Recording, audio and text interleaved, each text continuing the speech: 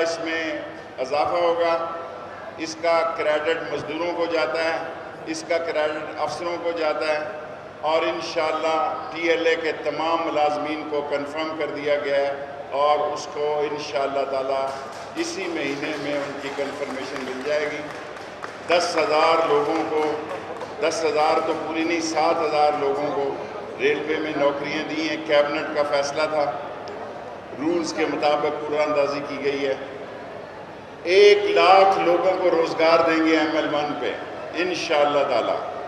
میں آپ کا شکریہ ادا کرتا ہوں۔ 2:30 بجے 5 منٹ کے بعد ٹرین چلنی ہے، اگر کوئی سیاسی بات 5 شیخ صاحب یہ بتائیں، مولانا فضل الرحمان نکل رہے ہیں اور وہ آپ کی گورنمنٹ کو گرا دیں گے، نون لیگ بھی اور پیپلز پارٹی بھی ساتھ ہوگی؟ دیکھیں، میرے نزدیک تو نون لیگ نواز شریف صاحب اکیلے ہی رہ گئے ہیں۔ شہباز شریف صاحب فیصلہ نہیں کر پا رہے۔ میں نے ہفتے کو آپ کو کہا تھا کہ 23 سے 26 تاریخ تک آپ کو اصل خبر دوں گا، اور خواجہ آصف، خواجہ سعد رفیق، احسن اقبال، اللہ آپ کا بھلا کرے، اسپیکر صاحب کیا نصاح، ایاز صادق صاحب، رانا تنویر صاحب، یہ 5-10 بڑے اچھے آدمی ہیں اور یہ بہتری کے لیے کام کر رہے ہیں۔ مجھے پوری امید ہے کہ مولانا فضل الرحمان بھی ایک راستہ نکالیں گے، اور یہ جو آپ سوٹیاں ڈنڈے دکھا رہے ہیں، خدا کے لیے مذہبی لوگوں کو اس طرح اگر آپ پیش کریں گے، آگے اسلامی مدرسوں پر انٹرنیشنلی بہت دباؤ ہے۔ میں مدرسوں کا نہ صرف حامی ہوں بلکہ ان کو اسلام کے مینار سمجھتا ہوں۔ بعض بے وقوف لوگ دہشت پھیلانے کے لیے ایسی فوٹیج وائرل کر رہے ہیں کہ کل ان پر اور مصیبتیں اور مشکلات پڑیں۔ ایسا نہیں ہوگا انشاءاللہ، اور فضل الرحمان کو کیا کہتے ہیں، سیف فیس چاہیے۔ شیخ صاحب یہ بات درست ہے کہ فضل الرحمان صاحب اور حکومت کے درمیان کوئی انڈر دی ٹیبل معاملات طے ہو گئے ہیں؟ ابھی طے نہیں ہوئے، بات چیت جاری ہے۔ نون لیگ کے ساتھ حکومت کے کس طرح کے معاملات طے ہوئے ہیں پیپل پارٹی کے ساتھ؟ کیونکہ یہ جو رومانی صاحب ہیں انہیں آپ نے انٹرنیشنل ایک جگہ پر دیکھیں، میں نے آپ سے کہا کہ جو رابطوں کے ماہر ہیں وہ رابطوں میں ہیں، جن کو رابطہ کرنا آتا ہے اور جن کی زبان اور بات سمجھی اور سنی جاتی ہے وہ رابطے میں۔ 23 سے 26 کے دوران آپ کو بہتر نتیجے ملیں گے۔ شیخ صاحب یہ بتائیں کہ نواز میں نے کبھی نہیں کہا کہ عمران خان کبھی ڈیل نہیں کرے گا۔ آپ نے ایک اعلان کیا تھا، آپ نے اس دن بھی یہ سٹیٹمنٹ دیا تھا کہ 15 جنوری سے 30 جنوری کے بعد عمران خان جو ہے وہ ایک بہت بڑا لیڈر بن کے ابھرے گا۔ اس کے پیچھے کیا راز تھا؟ آپ نے کس بیسس پہ یہ بات؟ دیکھیں، میں یہ سمجھتا ہوں، یہ میں نے لاہور میڈیا میں کہا، اور پنڈی اور کراچی والے مجھ سے خفا ہو جاتے ہیں کیونکہ مجھے بڑا پیار ہے لاہور کے میڈیا سے۔ اب دیکھیں نا، میں نے اس لیے کہا، میں نے آپ کو کہا تھا اکتوبر، نومبر، دسمبر سیاسی انتشار اور خلفشار کے مہینے ہیں۔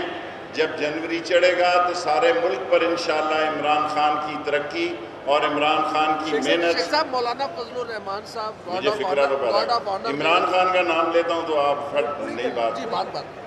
وزیر اعظم پاکستان انشاءاللہ تعالی، یہ لوگوں نے جو ووٹ دیے ہیں، یہ چوروں، ڈاکوں اور لٹیروں کے خلاف انشاءاللہ ان کو انجام شیخ صاحب، کہا جا رہا ہے کہ نواز شریف کو ایک سمجھوتے کے تحت عدالت میں پیش کیا گیا، وہاں پہ آ کر پہلی دفعہ اس نے میڈیا پہ بھی ٹاک کر لیا اور آن ایئر بھی ہو گیا، کسی نے نوٹس بھی نہیں لیا، یہ کیا چینج ہے؟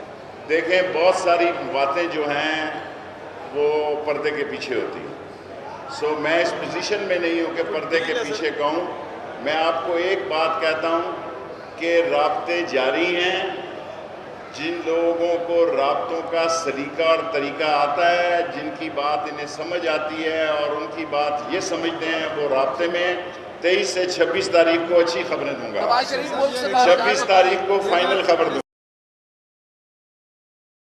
بات انہیں سمجھ، میرا نہیں خیال، دیکھیں جو آپ سوال کرتے ہیں یہ ساری مصیبتیں انہوں نے خود منگوائی ہیں، اور مریم بی بی نے ان کو اس جگہ پہ پہنچایا ہے۔